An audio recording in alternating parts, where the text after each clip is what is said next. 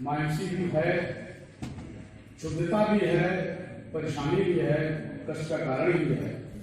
ईश्वर की सत्ता संस्था के संस्थापक, अध्यक्ष और उपस्थित सभी सभागार में सभी व्यक्तियों के लिए 4 पंक्तियां। हो के मायूस यूं न शाम सा ढलते रहिए, हो के मायूस यूं न शाम सा ढलते रहिए, जिंदगी घोर है सूरज सा निकलते रहिए, एक ही पांव पे ठहरोगे तो थक जाओगे यारो, धीरे धीरे ही सही राह पे चलते। जो भी हमको विषय वस्तु मिला है इसके कई पहलू हैं। हम केवल एक टॉपिक देके उसको केंद्रित कर दें, शायद मुझे लगता है कि इसके साथ न्याय नहीं होगा, इस पर चर्चा अधूरी रह जाएगी। यह कोई न्यायिक दोष नहीं है, यह कोई न्यायिक समस्या नहीं है। हम तमाम पहलुओं में एक न्यायिक दोष भी एक फैक्टर है, एक एलिमेंट है। यह तब आता है जब सबसे लास्ट में वो समस्याएं इतनी पराकाष्ठा पर चली जाती हैं, तब हम न्याय की शरण में जाते हैं।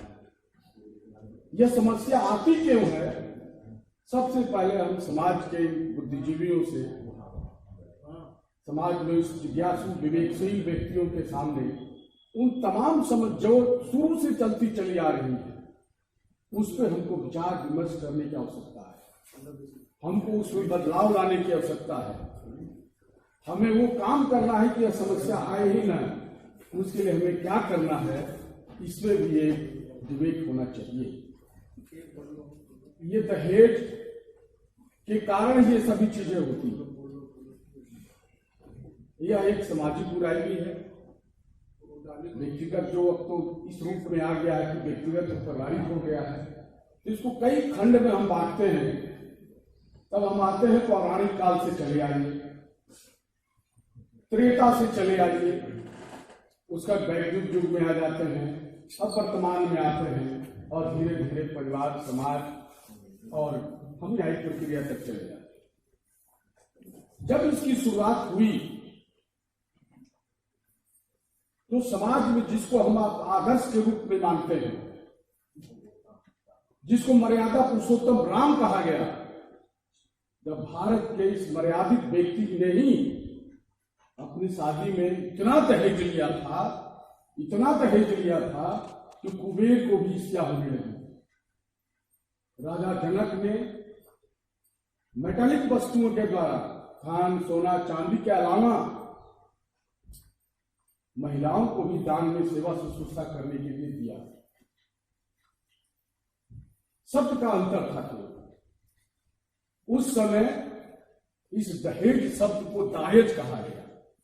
जो भी रामचरितमानस पढ़े हों, जानते हों, जिज्ञासु हों, जरूर जानते होंगे वही दायज शब्द जिसको राजा जनक ने दशरथ पुत्र मर्यादा पुरुषोत्तम राम की शादी में दिया था, वही दायज अपभ्रंश बनते बनते आज दहेज के रूप में आ गया। दहेज के कई रूप हैं, प्रतिशोधात्मक है, तुलनात्मक है, व्यक्तिगत है। जब तक इस प्रतिशोधात्मक समाज, प्रतिशोधात्मक दहेज, तुलनात्मक दहेज का हम विचार विमर्श नहीं करेंगे, इस समस्या का समाधान हम नहीं निकाल सकते। केवल यह एक समस्या ही रह जाएगी, समाधान और निदान नहीं। प्रतिशोधात्मक समाज, मैंने अपनी बेटी को दहेज दिया है, आपसे ले लूंगा। एक लड़की का बाप बोलता है, एक लड़के का बाप बोलता है कि मैं अपनी लड़की को इतना दिया हूं, अपने बेटे में इतना लूंगा। ये प्रतिशोधात्मक विचार आपका है, जीवन जीने का तरीका आपका है। लड़की की शादी करना एक आपकी सामाजिक मजबूरी है। आप दूसरे के आश्रित हैं, लेकिन आप अपने बेटे की में तो स्वतंत्र हैं। इस बुराई पे आप तो पहल कर सकते हैं, उठा सकते हैं, लेकिन जहां तुलनात्मक आ जाता है वहां भी बाप का रोल होता है, उसी परिवार का रोल होता है तो उसका लड़का इंजीनियर है, इतने पैकेज पाता है, मेरा लड़का भी इंजीनियर इतना पैकेज पाता है, उसको इतना मिला है, हमको इतना क्यों नहीं मिलेगा? यही पिता के द्वारा ही उठाया जाता है सवाल। और जब तक पिता इस पर मौन रहेगा तुलनात्मक प्रतिवादात्मक चीजों पर और व्यवसाय बनाएगा कि अपने लड़के के साथ पढ़ाई लिखाई में इतना खर्च किए हैं, ऐसा नहीं किए, अपनी जिम्मेदारी को निभाया है। जब तक इससे रोक नहीं लगेगी, इस पर विचारवान व्यक्ति नहीं सोचेंगे, इस पर हम अग्रसर नहीं होंगे, उतना कलेजा पुष्ट नहीं रखेंगे, तब तक इस पर समाधान नहीं होगा। एक ही चीज, ताजमहल, विचारधारा की बात कर रहा हूं, एक ही विषय वस्तु ताजमहल पर आप पत्रकार महोदय बैठे हैं, साहित्यकार भी हैं, राष्ट्रभाषा भाषा से आए भी हैं, शकील बेदामी का अलग सोच और साहित्य विज्ञानी की अलग सोच। उस ताजमहल को शकील बेदामी ने जिस नजर से देखा उसको समाज के सामने दे दिया गीत के रूप में, और साहित्य विज्ञानी ने जिस रूप में देखा उसको समाज के सामने रख दिया। साहिर ने क्या कहा? वो कम्युनिस्ट माइंडेड थे, सूफी समाज को बिलोंग करते थे कि किसी शहंशाह ने बना के हंसी ताजमहल, हम गरीबों की मोहब्बत का उड़ाया है मजाक। ईसाई की कही हुई बात। शकील बेदामी क्या कहते हैं कि किसी शहंशाह ने बना के हंसी ताजमहल, इस दुनिया को मोहब्बत की निशानी है। किसी शहंशाह ने बना के हंसी ताजमहल, इस दुनिया को बना के मोहब्बत की निशानी। उनका नजरिया, ये मेरा नजरिया है, ये साहित्य का नजरिया है। तो इस सामाजिक बुराई पर हर व्यक्ति का, हर इंडिविजुअल की अलग अलग सोच होगी, अलग अलग विचारधाराएं होंगी, अलग अलग माहौल भी होगा। एकदम गलत मैंने कहा कि अगर माहौल, परिस्थितियां आप उसके हिसाब से कर लें। देखिए नारी और पुरुष की बातें चल रही है। प्रेमचंद जी ने कहा है कि पुरुष में अगर, स्त्री में अगर पुरुष के गुण आ जाते हैं, पुरुष में भाई साहब, पुरुष में अगर स्त्री के गुण आ जाते हैं तो महान बन जाता है। बड़ी विवादास्पद स्थिति होगी आज की तारीख में कि पुरुष में अगर स्त्री के गुण आ जाते हैं तो महान बन जाता है, अगर स्त्री में पुरुष के गुण आ जाते हैं तो उल्टा होगा, वो उल्टा होगा। हम क्या करते हैं आज की तारीख में? हम अपनी सोच, विचार, आज भारतवर्ष में ऐसी भी प्रथागत विधियां हैं, ऐसी भी परंपरा और प्रथाएं चलती हैं कि जहां इस सामाजिक बुराई पर 100% रोक लगी हुई है। हम अपनी प्रथाओं को थोड़ा सा बदल दें, हम टॉपिक आएंगे उस पर, हम थोड़ी अपनी प्रथाओं को बदल दें। जिस तरह लड़की और लड़के की शादी होती है, लड़की विदा होकर अपने ससुराल जाती है, थोड़ा सा चेंज कर दें, लड़का भी विदा होकर अपने ससुराल चला जाए। इसे कई पहलू ऐसे हैं जो समाज में एकदम सकारात्मक समस्या का समाधान दे देंगे। पहले सभी लोग अपने लड़की को पढ़ाने लगेंगे कि उस हिसाब से दामाद आएगा, फ्री में एक बेटा मिल जाएगा, पितृसत्तात्मक समाज की सोच आदमी बरकरार करें।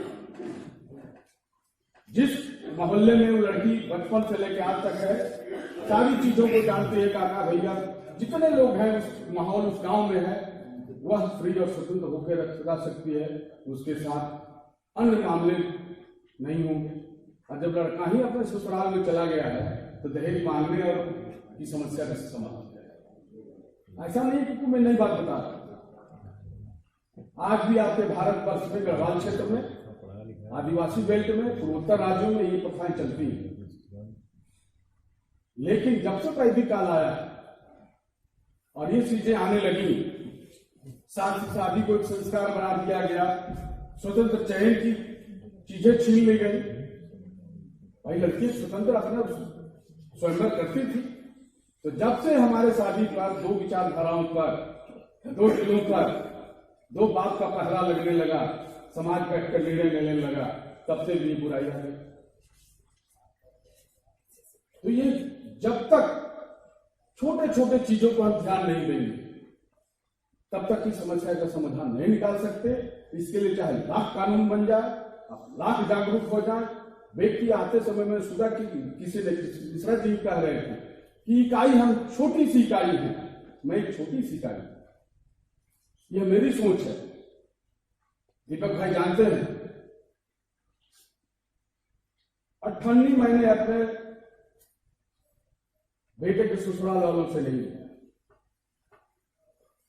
मैं उनसे उन्होंने पूछा कि अब शादी कैसे करेंगे, क्या डिमांड होगी आपकी। हम लड़का लड़की एक दूसरे को पसंद कर ले, मुझे पसंद करने की आवश्यकता नहीं, जीवन उनको जीना है। जब ये लोग हाँ कह देंगे तो मेरी तरफ से शादी ओके है। और रही बात लेने देने की, तो अपने जीवन में ईश्वर से लिया नहीं, समाज से मैंने सीखा है, पैसा नहीं लिया। अगर जीवन में मैंने लिया है तो सिर्फ अपने बाप से लिया है, अन्यथा किसी से मैंने 5 रुपया नहीं लिया। आप मेरे बाप हो नहीं और भगवान हो, जैसे आप चाहोगे उस तरह के। और दीपक भाई हमारे अंतरंग मित्रों में से हैं, हर पहलू पर हमारे साथ रहे हैं। जिस दिन तय हुआ है उस दिन हर जगह साथ गए हैं। आज भी हमारे पुत्र के ससुराल वाले लोग एक चर्चा का विषय है कि इस व्यक्ति ने लिया है। लेकिन आज मैं अपनी लड़की के लिए शादी जाता हूं तो 55-60 लाख रुपए से नीचे की बात ही नहीं दूंगा। इस भरी सभा में आज भी मैं वादा करता हूं कि जब मेरा पोता होगा मैं जिंदा रहूंगा। जो मैंने अपने बेटे के साथ किया वो भी पोते के साथ करूंगा। क्या बात है, बहुत मैं समाज की छोटी इकाई हूं। पहले मैं स्वयं को बदलूं। सुधारने से बेहतर है सुधरना। जब तक हम नहीं सुधरेंगे समाज नहीं सुधरेगा। चार पंक्तियां पूरे समाज के लिए। मैं आसमान में टिक नहीं सकता, मैं आसमान में टिक नहीं सकता, ये बात इस जमीन से कह नहीं सकता, क्योंकि मैं कतरा हूं। तो इस बूंद में कतरा हूं, तन्हा बह नहीं सकता। बहने के लिए, सैलाब लाने के लिए बूंद बूंद पानी जब नदिया दरिया बनेगी, समुद्र में जाएगी, तब तक सैलाब बनने की जरूरत है। एक एक बूंद को, एक सैलाब जब तक नहीं बनेगा, अपनी विचारधारा समाज की बुराई को दूर करने के लिए आप अपने अंतःकरण से स्वीकार नहीं करेंगे, तब तक कभी समाप्त नहीं होगा। एक्ट बना, दहेज उत्पीड़न एक्ट बना, दहेज प्रत्यक्ष अधिनियम फलाना स्पष्ट लिखा है कि दहेज लेना और देना दोनों अपराध। जरा बता दें कि कन्या वालों पर वर पक्ष पे तो मुकदमा हो जाते हैं, देने वाले पे आज तक कितना हुआ है? नहीं हुआ। कानून तो बने नहीं। जिम्मेदार समाज का हर पहलू, हर नागरिक है जिम्मेदार, हर तबका है जिम्मेदार। अधिवक्ता समाज, पुलिस समाज, मैं इस बात को कहता हूं, एक अधिवक्ता की जिम्मेदारी सोशल साइंटिस्ट की तरह होती है। हम चेंबर में बैठ के कई समस्याओं का समाधान करते हैं। पत्रकार महोदय की आगे बढ़ाने के लिए झूठी न्यूज चला देते हैं, अन्यथा मत कीजिएगा। अधिवक्ता महोदय अपनी रोजी रोटी चलाने के लिए झूठे मुकदमे दर्ज कर देते हैं। अगर हम उसी चेंबर में एक सोशल साइंटिस्ट की तरह हम दोनों पक्ष को समझाते हैं, लड़की पक्ष को समझाते हैं, लड़का आता है लड़के को समझाते हैं, दूरगामी परिणाम बताते हैं, उससे तुम्हारा अस्तित्व बताते हैं, तुम्हारा वजूद क्या होगा, ये सब चीजें एक सोशल साइंटिस्ट की तरह अगर बताते हैं, एक सामाजिक कार्यकर्ता की तरह बताते हैं, तो बहुत सी चीजें ऐसी हैं कि अधिवक्ता के चेंबर में ही ये सब समस्याएं समाप्त हो गई। 30 वर्ष की प्रैक्टिस में मैक्सिमम मैं पुरुषों का मुकदमा लड़ता हूं। मैक्सिमम राइट इन रेल, राइट इन पर्सोनम, दो तरह के हैं। राइट इन रेल कोई भी किसी को मुकदमा दाखिल कर सकता है, लेकिन राइट इन पर्सोनम में, वो राइट इन पर्सोनम में एक व्यक्ति दूसरे व्यक्ति पर ही मैट्रिमोनियल राइट इन पर्सोनम में आता है। पत्नी ही पति के ऊपर डाइवोर्स का मुकदमा कर सकती है। भाई डाइवोर्स लेने के बाद तुम्हारा क्या होगा, तुम कहां जाओगी, क्या करोगी, उसके सामाजिक पहलू को बताइए। एक शादी के बाद तुम दूसरी शादी में जाती हो, दूसरे जाती हो, वही ससुर मिलेगा, वही पति मिलेगा, वही ननद मिलेगी, वही सास मिलेगी, वही ससुराल मिलेगा, तुम्हारी क्या स्थिति होगी। दोयम दर्जा प्राप्त होगा, समाज में वो सम्मान भी नहीं मिलेगा। इन सब चीजों को अगर हम अपने चैम्बर में बैठा के एक पिता के रूप में, एक बड़े भाई के रूप में, एक सामाजिक कार्यकर्ता के रूप में अगर हम उसको दूर तक की बातों को समझा देते हैं, अन्यथा कि तुमको मुकदमा करके तुम्हारे पति का गुमान तोड़ देंगे, परेशान कर देंगे, इसको करने से बेहतर है कि इन पहलुओं पर हम विचार कर लें। न्याय प्रक्रिया प्रणाली तो बाद में आती है, न्याय प्रक्रिया तो सबसे लास्ट है। एक ये भी जाओ और अकाउंटेबल होना चाहिए। कुछ चीजें ऐसी हो कि अगर वकील गलती करता है तो वकील अकाउंटेबल हो, उत्तरदायी हो, पुलिस डिपार्टमेंट करता है तो पुलिस भी उत्तरदायी हो, जज अगर गलत करके देता तो उसको उत्तरदायी है। हमारे समाज में, हमारे कानून में अकाउंटेबिलिटी नाम की कोई चीज नहीं। उत्तरदायित्व, हम उत्तरदायी हैं कि नहीं है, उत्तरदायित्व का निर्धारण भी होना जरूरी है। उत्तरदायी ठहराइए, उसको पनिश कीजिए। एक नजीर पेश कीजिए, जब नजीर आएगा, ये चीजें समाज में होंगी तो उदाहरण बनेगा। और उदाहरण कौन पेश करता है?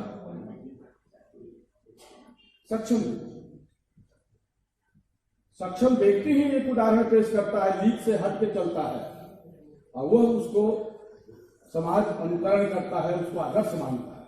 जो समाज में सक्षम, आपकी क्षमता जितनी हो उतने में आप अपने को दिखाइए, अपनी क्षमता के अनुकूल ही, अपनी योग्यता के अनुकूल ही समाज में अपनी भागीदारी प्रस्तुत करें, अपने उत्तरदायित्व को समझें, तभी समस्या का समाधान होगा, अन्यथा नहीं। और ये बात पिता का और सामाजिक न्याय प्रणाली का तो दो शब्द है। जैसे जस्टिस जीव, तो जस्टिस नहीं होता, अदालत में जस्टिस नहीं होता, जजमेंट होता है।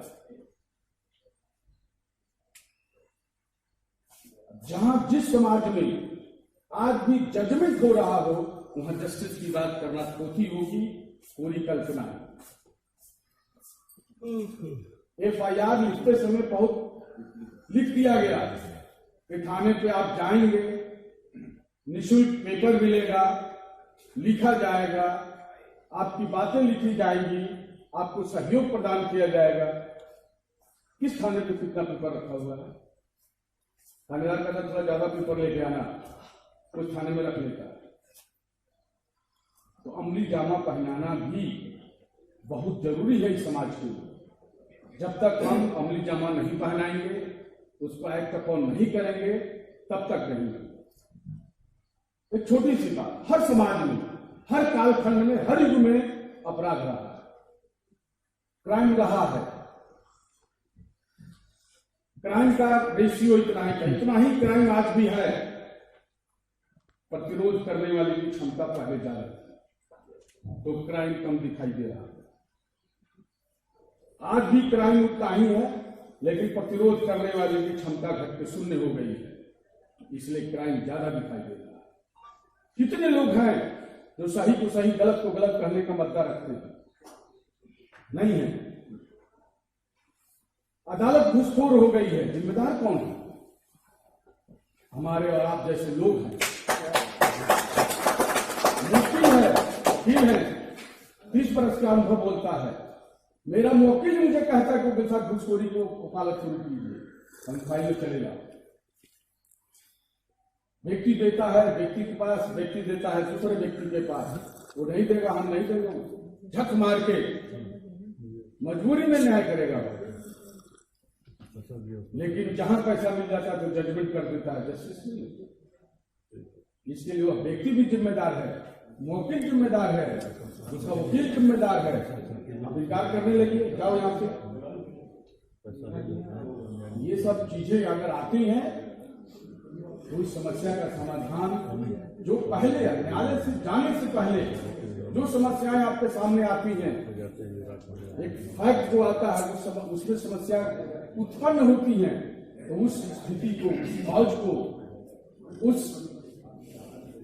समस्या जैसे उत्पन्न हो उस रूट कॉज को आप वहीं से निदान में लावे कि यह समस्या उत्पन्न ही ना हो, तब जाके यह एक सामाजिक बुराई वहां तक नहीं पहुंचे और कानून बनता रहेगा, बिगड़ता रहेगा। विश्व जैसे लोग सक्षम व्यक्ति के सामने उनकी कुल बदनगरी की जा रही है, वहां भी न्याय प्रणाली सक्षम व्यक्ति थे। द्वापर, त्रेता, सतयुग, वर्तमान युग तो हम समझते हैं कि बेहतर है, जहां मर्यादा पुरुषोत्तम राम कृष्ण वगैरह वगैरह जो थे सक्षम व्यक्ति समाज को देने वाले, दिशा देने वाले, जिसको आज हम परम पूज्य मानते हैं, उस कालखंड में भी सब चीजें हुई, लेकिन कुछ प्रतिरोध भी था। आज प्रतिरोध की क्षमता कम हो गई है, जिसे सामाजिक बुराई सामने आ गई है। हम स्वयं को दृढ़ संकल्पित कर लें कि हम अपने समाज में अपने साथ ऐसा नहीं होने देंगे। जो दहेज देता है उसका सामाजिक बहिष्कार कर दें, खान पान बंद कर दे, पहले होता था सामाजिक बहिष्कार, तो ये सुधार आएगा। हम पहले अपने आप में डालें। रही बात उस व्यक्ति के सुसाइड करने की और जस्टिस की बात, तो अभी चार चली की कितनी तारीखें पड़ गई, इतनी चीजें हो गई, उसके लिए हम अधिवक्ता भी जिम्मेदार। बेंगलुरु से आता है ना, तारीख ले ला, चलो भाई आया चला गया। आप एक समाज के प्रहरी हैं, आप अगुआ हैं, रात के इस क्रियाकलाप से समाज में जो साइड इफेक्ट आता है, उस साइड इफेक्ट को दूर करने की जिम्मेदारी उस अधिवक्ता की भी है। और जब तक अधिवक्ता अपनी सामाजिक जिम्मेदारी को नहीं समझेगा, न्यायिक त्रुटियां होती रहेंगी, न्यायपूर्ण व्यवस्था दूसरी रहेगी। जबकि सम्मिलित है तो पूरा सिस्टम उस व्यक्ति, कितना लड़का व्यक्ति, वो हत्या और आत्महत्या की बात चली कि हत्या है क्या हत्या है, दोनों श्रेणी में ये परिस्थितियां विवश की, एक कैटलिस्ट के रूप में प्रेरक का काम की, जिसने आत्महत्या कर लिया। और जब बाहरी शक्तियां विवश करती हैं, कैटलिस्ट का काम करती हैं, प्रायर ऑफ ब्रिटिश माइंड कहा जाता है कि पूर्व मस्तिष्क मिलन, सास ससुर ये सब मिल के इस तरह माहौल बनाए कि वह अपना जान दे दे, तो इस तरह की बातें हत्या में आए। और यही बात 3 करोड़ में